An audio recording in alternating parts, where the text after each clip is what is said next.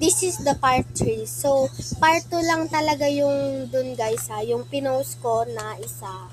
Ito na talaga yung final niya. And ito, naalala niyo yung mga nilagay ko dito.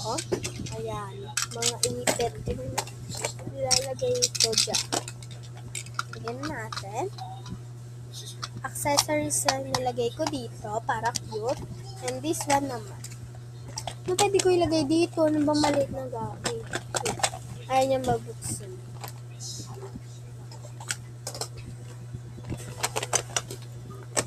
Feeling ko pwede na to. Meron tayong pulbo. Ala, 10% na lang ako. Meron tayong pulbo. Yan. Bilisan na talaga natin kumilos. Huwag na tayong magsalita. Let's go. Next.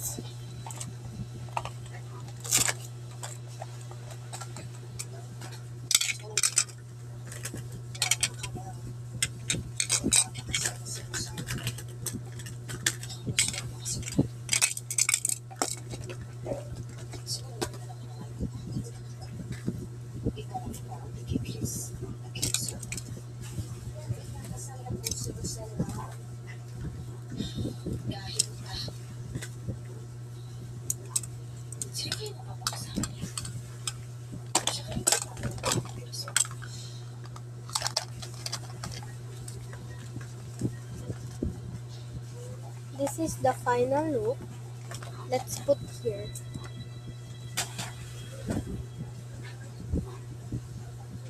Here na lang. Ito, lalagyan ko na lang to. Kasi marami na talaga siya. Ito, hindi ko pa ito nagagamit.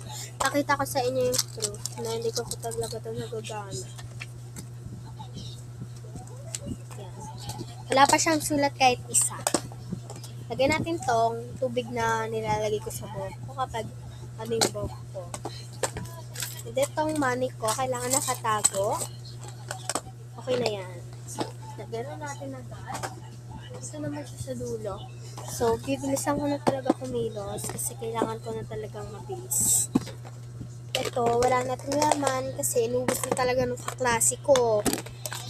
Tapos nag-order pa talaga siya ng isa pang ganito. Yung nilalagay ko kasi dito guys is yung washi tape. Inubos niya na.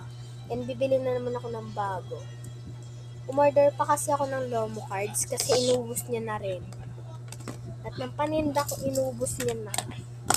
Kaya sobrang thankful talaga ako kay shout out sa iyo, Kate. Kapag nanonood ka ng vlog ko, thank you kasi inubos mo talaga yung paninda ko. Part 3!